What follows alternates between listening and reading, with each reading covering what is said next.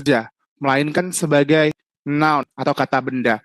Dan reading ini juga bukan kata kerja, tapi sebagai noun. Karena terlihat ya di sini ya, reading tuh ada ing-nya, verb ing-nya. Dia rule-nya bukan lagi kata kerja. Kata kerjanya dia adalah yang likes. Ini kata kerjanya, verb-nya. Kita boleh singkat verb itu V ya. Yang reading itu adalah noun-nya atau n-nya. Oh, kok bisa? Bisa banget. Nah, kemudian perannya si Jiren ini tuh ada banyak banget selain dia. Karena kan dia kata benda ya. Kalau kita bicara tentang kata benda, dia itu kan pasti rule-nya itu banyak banget. Rule-nya itu pasti ada sebagai A, sebagai B, sebagai C, sebagai. Nah, ini akan aku bahas juga di sini nih. Contohnya adalah ketika dia sebagai subjek. Ya, ingat ya, kalau dia sebagai subjek, berarti dia berada di depan kalimat atau di awal kalimat. Dia posisinya di depan. Contohnya, studying English is fun.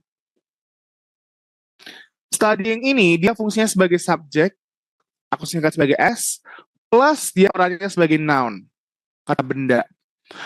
Artinya apa sih? Belajar Inggris itu menyenangkan. Begitu ya. Kemudian, hiking has always been my favorite activity since I was in senior high school. Hiking ini juga sebagai subjek. Posisinya di mana? Di depan kalimat. Nah ini kok kita lihat lagi, has always been, ada has di sini. Ini dia adalah verb-nya atau kata kerja. Simplinya kalau dalam bahasa Indonesia, mungkin kita kenalnya sebagai ini ya, lebih familiar sama predikat ya. Yes. Predikat atau kita singkat aja gini ya. Sebagai predicate. Kalau si hikingnya ya S berarti kan, SPOK ya. Kalau kita waktu SD dulu pernah belajar seperti itu. Nah, kalau sebagai subjek, berarti dia juga bisa sebagai objek dong? Bisa banget. Kalau dia sebagai objek ya, sebagai objek, ingat ya, kalau dia sebagai objek berarti dia berada di belakang kalimat. Di belakang kalimat ya. Di belakang kalimat posisinya.